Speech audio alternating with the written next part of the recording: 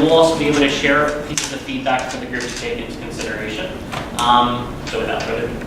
Okay, so just before we start, a little background on like what the kids are already gonna have, because we're kind of starting this like midway through the lesson. So this is for 4th grade, like we said. It's division with single-digit divisors. And so we're opening the lesson, starting off talking about some of the connections between like simple division and simple multiplication and making that connection clear for students, and then discussing a few different strategies that we can use to solve some of the simpler division problems that we're starting off with. And then we're going into this next problem that we're going to have you guys do, and then we'll start our lesson from there. This is kind of like a warm-up problem, and we have other problems that are a little bit like more advanced that will require more use of strategies, but this is just like to kick it off kind of. They've had some exposure to division, but this is really early stages. Like they're learning very basic division. All right, guys, so let's get started. I'm going to read today's problem, and this is going to be our first problem of the day. So be prepared to work through, use any materials you want that you have at your disposal. Be prepared to share your ideas after for the whole class. So I'm going to read the problem now. Sarah baked 100 cookies. She wants to share her cookies with 5 family members. If each family member gets the same number of cookies, how many cookies will each family member get? I'm going to read it one more time. Sarah baked 100 cookies. She wants to share her cookies with 5 family members. If each family member gets the same number of cookies, how many cookies will each family member get? So take your time, think through the numbers, and have fun.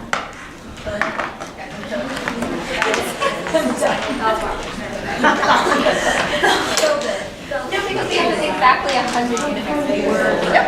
So, and I couldn't just it time. Sarah can be one of the class. Oh, what are you doing here, Hannah? This looks so interesting. What are you guys thinking over here? Wow. And yeah, I put the groups of 10. I wasn't sure if that would work, But then I put it, like, I gave 1 to the first person, 1 to second, third, fourth, and fifth person. And then with the ones I had left, I did it again. And there's perfectly even amount for each person. So how many cookies does each person get? 20 cookies. Very good, Hannah. Thank you for sharing that strategy. Yes, I would be better. What did you do? There is no better strategy, Lucy. We're all working together. I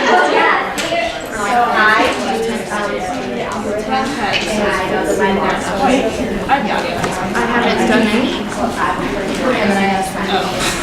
Except for breaking my 100 into 10. It's the 100. That's I don't think that's I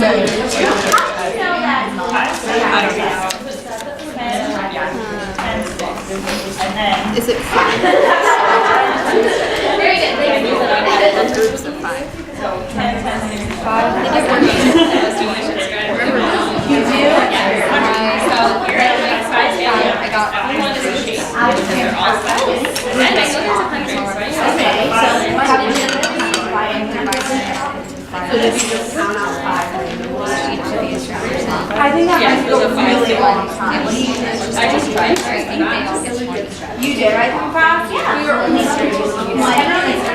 very good. I can be organized. That's exactly what I was going to do is at this point. I could do something. So then I still I think maybe you should talk with them. I was like,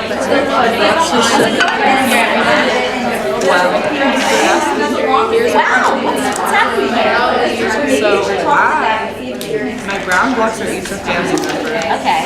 And then I didn't want to work with a 100, so I thought instead Okay. so then I had 10 green blocks and I divvied them up. I dealt them like cards. Each one of these, they add So I'll demo it for you. Okay. Yeah, one time I had 100. So that's 10 cookies, 10 cookies. And then I knew that I had 5 families. That's 10. And then I'm going to go again.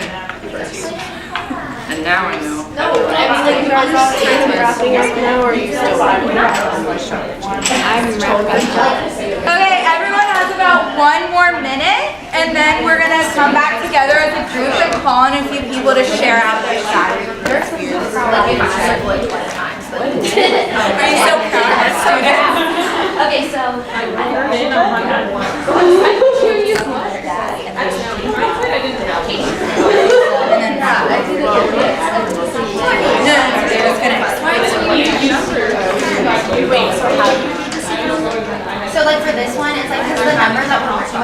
and split up into 5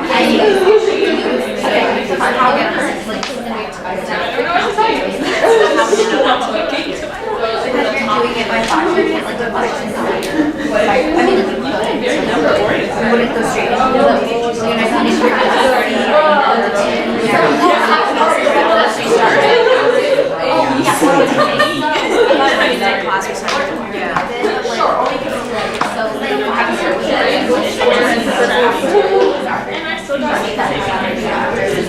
But see, we did that in the beginning, like also we have the beginning of the lesson.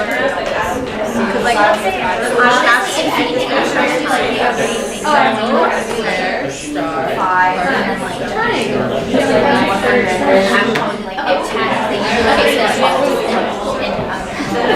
Okay, can I have everyone's attention please in 3, 2, 1, thank you.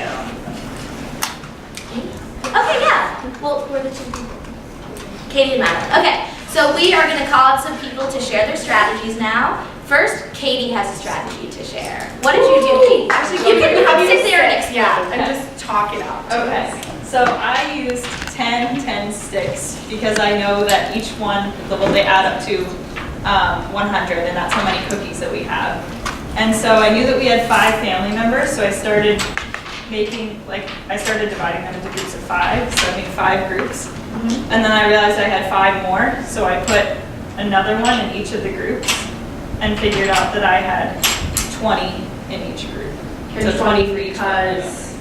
Why did you have 20 and not 2? Because each one of these is 10, so it's 10, 20. So how many cookies does each family member get? 20 cookies. 20 cookies. Did anyone have a similar strategy that they used? I saw a few people who also used similar. Hannah, why don't you share your strategy? Well, I did the same thing as I did it with Phoenix too. And did either of you have a method when you were dividing them, or did you just start putting them down into 5 and then see how many each group got? Or did you do it randomly, or did you have a strategy going in when you started splitting them into groups? Randomly, I just put them into groups of 5. Okay. And how did you know to put them into 5 groups? There are 5 family members that are getting Christmas. Thank you. Great. What about you, Madeline? I used the hundreds chart. Okay, how'd you use that? I counted by rows, so I saw that if you gave each family member 2 rows, then that would be 5 groups. And then in each group, there's 20. Thank you. Yeah.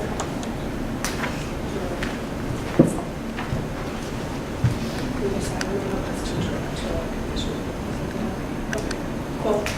Does anybody have any questions for Madeline, or have another strategy that was similar to hers at all?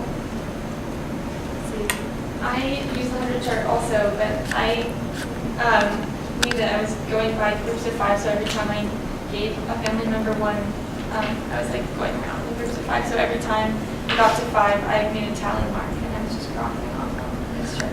Made a tally mark, and then I got to 20 altogether, and it's like that for every single person.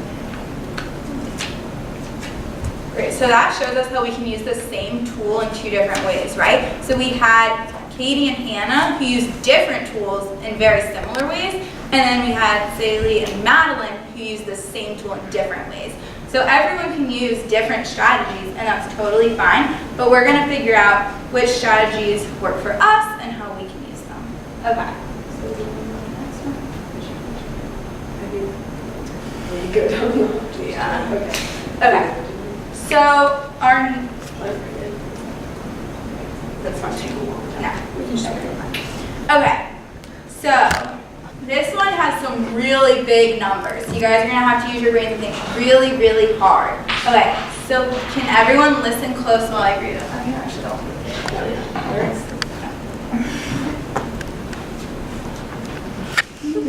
Okay. Wow. I don't know. Good question. Just do the thing at the top. Okay. So Sarah has 248 seashells so far in her collection that she wants to organize by color. She has 8 different colors of seashells in her collection.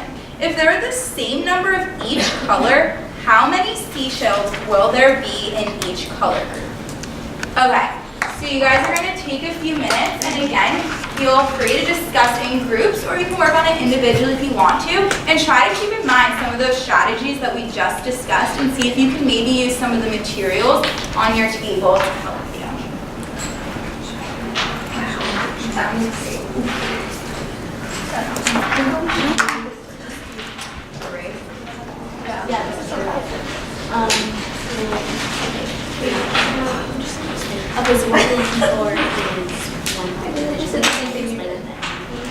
I mean, you did this and then another question and then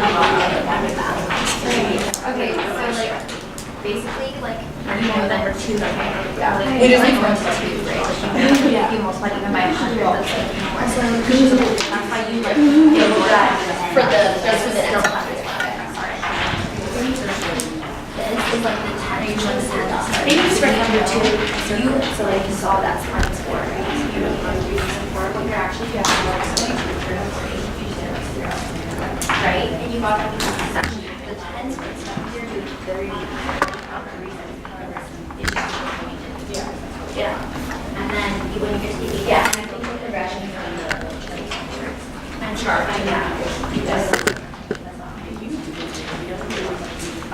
how are you doing here? I know I'm so glad. What did you explain to her? Because I'm really talking about 240. So I added the 0 here because there's a 0 here. And then divided 8 by 8 and I got 1. Did you come up with the answer? It's really cool. Yeah. What did you do? I really like your demonstration. Using facts that you know. That was a really smart strategy. Thanks. Isn't it cool? I thought it was interesting. Let me see if I can do something. So I know that there's 2, 4, How did you know that 30 is do it. Why did you put these numbers in the places? 2 hundreds, 4 tens, 8 ones. So what I did is I knew that I needed to divide each of the hundreds, each of the tens, each of the ones into 8 groups because they're different colors. So the hundreds, I realized that you can divide each hundred into 4, and then there's 8 groups, and each of the groups is going to be 25. And then each of these, I divided the tens into 4 groups, and it's going to be 5, 5, 5, 5, etc. And then each of these is going to be 1, 2, 3, 4, 5, 6, 7, 8. So each group is going to have 125, 1, 5, and 1, 1. So 25 plus 5 is 31. So what's your 31 seashells. Olivia also has probably really smart. It's okay. 30. And I love how you so much. That's really cool. Thanks, Kristen. Oh, so when I did it first, I made 2 these like 10 of these to represent the 300, and then I put together with 40, and I really all stacked, and then I took 8 of these. Yeah, we Shelby. And then Hannah did partial coach. So then we should do right before and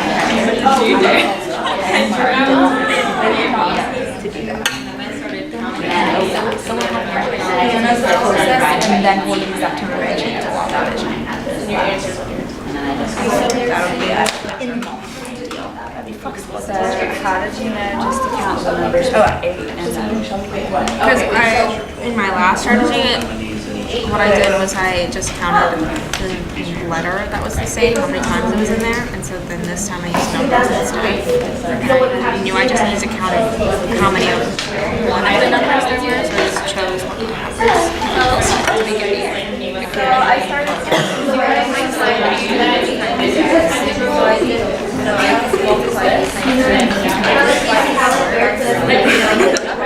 I know, because I thought there was more weight there, but then I counted them, and there was 31. And then I took, so I need 8 more, right? But there's 8, so I added 1 more group. And there's 8 groups of 10, so it's 30. I'm like basically this is like if I have 248 blocks and I pass without 8 people, how many is the 8 person have? 5. No, You literally want to count it. I see. So you're like, Okay, you guys have about 1 more minute to start wrapping up your What did you do? I broke it into 248. And then I did 8 divided by 8, and I know that's 1. But the 40 I didn't know, so I made a chart. And I figured out that this was 8, divided by 8 is 1. So I knew that every row of 8 was another Row baby. And then I counted the leftovers, that was 1 more row base, so I knew that 40 every 8 was 5. And then like 24. So it's not like so this altogether would have been 240. So you only use 240. Because you can't split the 2 by 8. So everything was 40. 200. And what was your final answer? 2 rows. Okay, but you said this is 100. No, so this is the 40. That's originally, like the number is 248, right? So if I originally did the following 2, 4, and 8. 근데 이게 안 되잖아. 그래서 이거를 like big 두 개로 하고 I guess You get confidence is 200. yeah. So you added. So you took the 200 from this row and moved it to here because you can't take. So you only use like 30 here. Yeah. 1 row and then 200. Yeah. But that's like a whole number.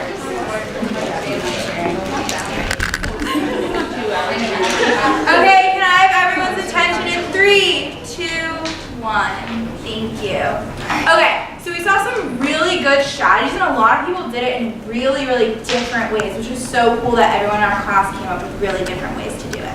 Okay, so we're gonna have a few classmates come up to show us what they were thinking as to how to solve the problem. So our first classmate that we're gonna have come up is Ellie. So we saw, can you come up, and we're gonna do it.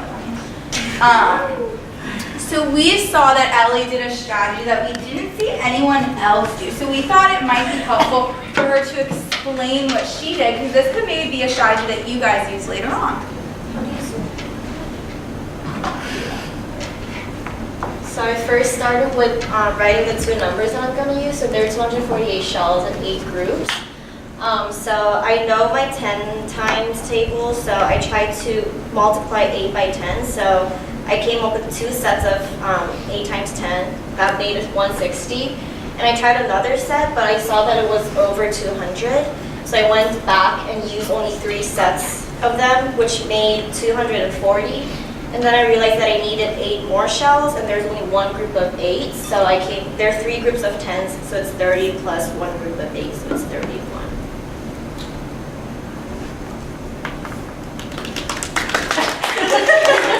Does anyone see something in their own strategy that relates to the strategy that Ellie used?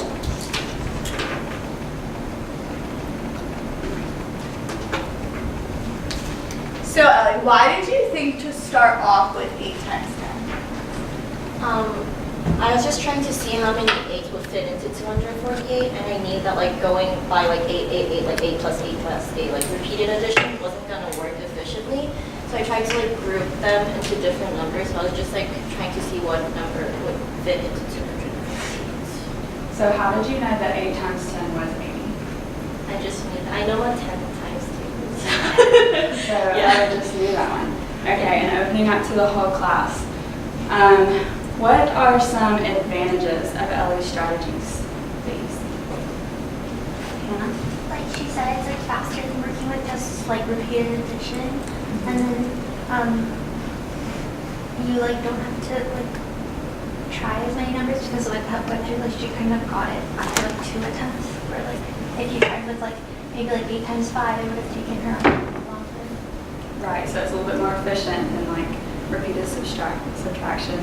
Does anybody else have another advantage? I think it's smart that she started with a number she knew, the 10, and instead of just looking at 248 can be scary. And it also kind of goes back to something that we covered earlier in the class where we connected division and multiplication. Ellie used multiplication in her strategy and then to find how many groups it divided into. But if we had reversed the problem, instead of having seashells into groups, and if we had all the colors and we were wondering how many seashells we had in total, she would have needed to multiply. So I really like that you created that version of strategy.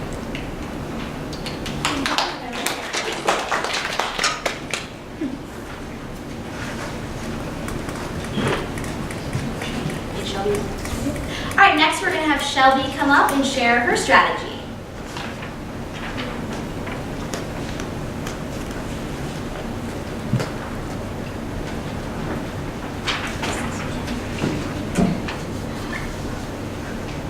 Okay, so I used this division worksheet, and I knew that I was dividing by 8 and that I was dividing into 248. So then I have my 200 here, and I started out with this green part with 40 here and 8 here. But then I figured out that 8 doesn't go into 200, so I made these 200s into 2 columns of 10 tens. And then I started to split all of the tens up into groups of 8. So that's 1, 2, 3 groups of 8 here. So then I put the 3 up there. And then I had 1 group of 8 left here, so I put a 1 up there. So then it was 31. So Shelby, how did you know that the 8 couldn't go into the 2? Because 2 is less than 8. So I couldn't make 2 into 8. And how did you know that those 200 should be divided into 2 groups of 10 tens? Because I know that 10 times 10 is 100, and I needed 2 of them. So I had 2 tens times 10. I see what you did there.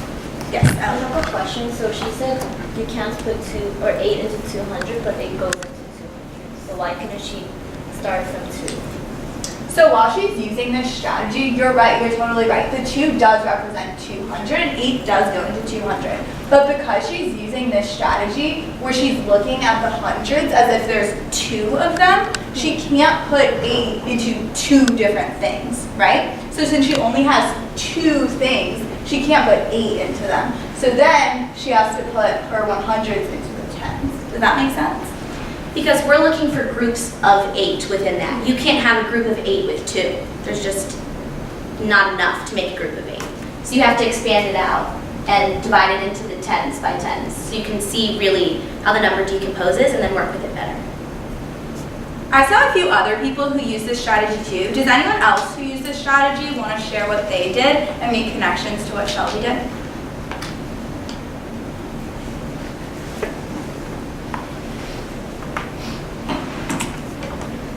I know Ruby used this chart. She did it a little differently. If you don't mind, Ruby, you can show. Yeah, sure. Sorry, I know I didn't tell you. No, that's okay. Thank you so much, Shelby.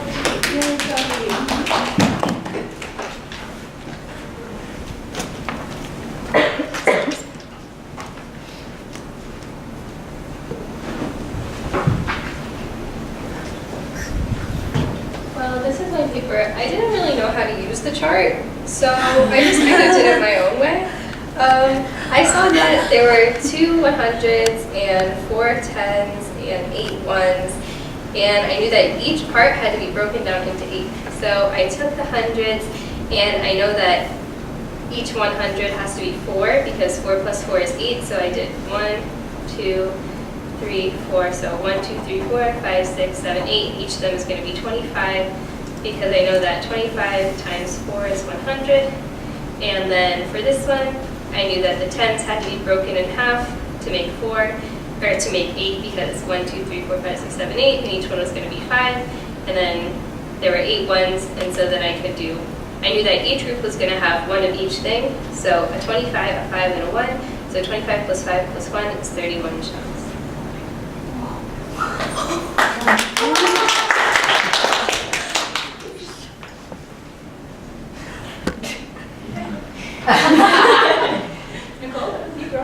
So, can anybody find similarities between Ruby's strategy and coming all the way back to, or Ruby or Shelby's strategy, using the division chart and bringing it all the way back to Ellie's strategy? What are some similarities between those? Shelby? Well, I noticed that Ellie was also using groups of 10, just like I was using groups of 10. She was just doing it times 8, and she had like more groups of 10 than I did. Right, so she was still regrouping based on 10, placing an emphasis on place value. Right. Also, both Shelby and Ruby recognize that you can't make 8 groups of the hundreds that are there, so they decided to break it up, except that Shelby broke it up differently than Thank you so much, Ruby. We have one more example. Hannah, could you please come up and show us what you did? Sure. Very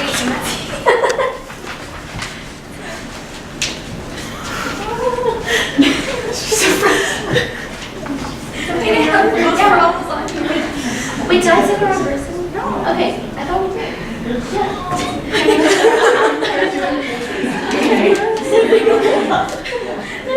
It's just your class and you will be. You did it? Okay. Do you want to explain to the class what you did? It's I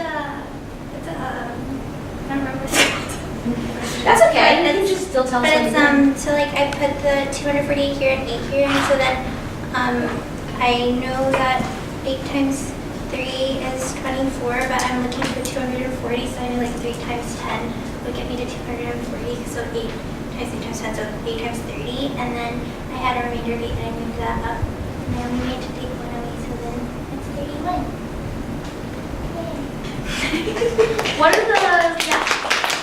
What are the similarities between this method and the first method, Ellie's method?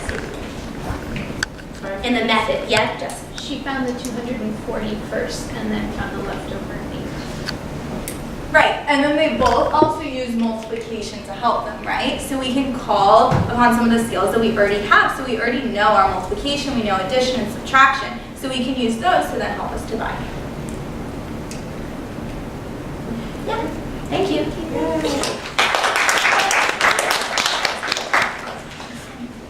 So we'll open it up for comments from you all. So what do you think went well? And then what would, as you were going, what do you think you would have done differently? So we'll start with what you think went well. Yeah? Yes. Oh, I think you did a good job. I think they did a good job of like sequencing the strategies that we put. I was going to say, can you unpack that a little bit? And I was like, wait, I don't know if I'm supposed to talk. Yeah. So what did you tell Sydney over here? Yeah, I think we did a good job of like sequencing the strategies that we pulled. So we started with more like concrete direct modeling and then gradually came back to like partial quotient type. So I feel like that was useful for this.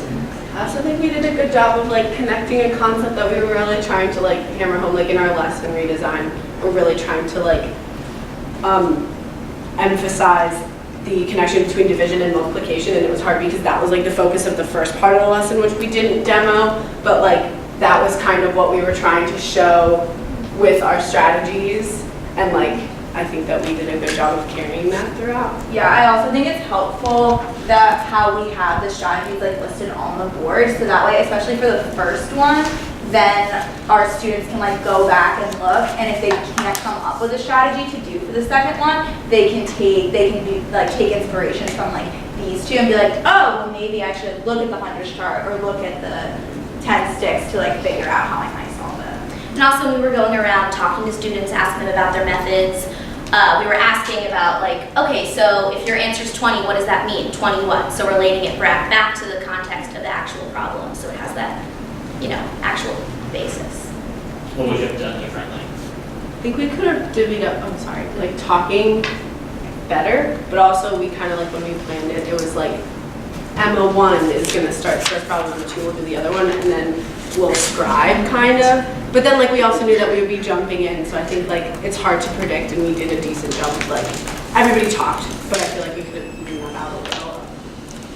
Yeah, I also feel like we could have done better on like anticipating what questions to ask, because I think we anticipated the strategies that y'all would come up with, but not necessarily as much in detail, like the questions we're gonna ask and how to like make those connections or make those questions help students make connections. Yeah, I think really like hammering in on our understanding of division and like really fully understanding it, because like with something like the standard algorithm, it's like how does that actually work? So if we like really fully like delve into that and we're able to like fully explain how everything connects back to the algorithm, that would have been helpful. But I still think that going to Hannah at the end, which is like more of a more of a method that's geared towards a standard algorithm and still combined all of the methods that students were using was helpful. Yeah, and you can use this lesson as kind of the precursor to introducing the standard algorithm, right? So that what you just said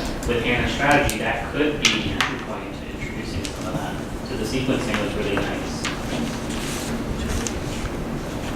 How about opening up for colleagues? So as you share maybe one point that you appreciated and then something that you were thinking about that you, as a suggestion in terms of things to be done differently in the future, or things to think about for the future too. I was noticing that it's kind of a difficult thing to talk about this division worksheet here, and understanding exactly what's going on with the curriculum. We talked about that in class before. I think you all did a really good job of like working together to kind of like solidify your explanation on that. Because it was a little bit confusing, like what's going on with the, like, oh, 8 does go into 200, like I don't, but like talking about there aren't groups of 100s in here, there aren't 8 groups, and I think you all did a good job, but like it could even, like in the future, teaching that very specific tricky skill, like you can have rehearsed exactly like how you're going to explain groups of 100s, groups of 10s, rather than like it doesn't go into 200, because that's just like a kind of confusing thing, and having very precise language will be helpful. With Ruby strategy, it's like really clever, and I got it like after I saw how you guys had shown it on the board when she was explaining. Like I didn't get it, but then you guys didn't really unpack it after she said it. So then I was like really confused until I like saw like how you guys had written it on the board, and then I was like, oh, I get it now. But then I was also on me because I called her up and I was writing, and I was like, oh, you should ask her questions. So sorry, but you're right. It was definitely complicated. In the same vein, I think you guys did a really good job of capturing some kind of like strategies that are definitely hard to draw out on the board, like in the moment. I think when you were questioning, you could have started a little bit smaller, because I think when you just opened it up to the whole class, it was hard to know like where to enter into the conversation. I really think that you guys did like a great job at connecting everything back to like previous strategies for all of the strategies as a whole. And I think something that you could do to like expand upon that is connecting it back to like that number stem you have up there, because I think that's a really good resource for younger kids. And I know y'all were very busy like with describing and focusing on the strategies, but I think that's something also that would be like useful to tie back to, especially because when you get to standard division, it'll like just help them with the categorization. Oh, and Kareem and then Laura. I was just gonna say, I was over here when Ruby was throwing some of y'all's the stuff she was doing, and you both handled that really well. One like small thing I had was that like a lot of the times you open it up for us to like make the connections with the strategies, and we have the background to do that, but I feel like maybe like some more prompting would have helped to like get to that point. I don't have a whole lot to add. I think you guys got good feedback from your peers. Something that I get to notice because I'm videoing you all is I get to notice how often you're clumped together making decisions. So like it's your first time doing a math lesson as far as I know in front of people, but I would take time as you're like watching this video and reflecting, take time to think about like, okay, what were those decisions that we were making when we were together, and how can we plan for those ahead of time? Because I don't know what those decisions were, but. Yeah, I think that what Laura's pointing to is a very meta kind of consideration, right? So think about this, you all were collaboratively doing it, but these are things that you as an individual teacher will be mindful of, right? So even though when Nicole was saying like, some folks will be able to do some scribing, some folks might be doing some questioning. In the future, right, you're going to be kind of incorporating all of that into your one singular practice. So even though it's right now, I mean, this is a space to be able to kind of begin to kind of play, right? And kind of get familiar with like what are those different kinds of practices. But then you'll begin to think about, okay, I get to kind of scribe to be able to show what some of the thinking was. What could I anticipate as asking as a question after I kind of show this representation to see if they've understood, right? After some of that. So that's something to keep in mind.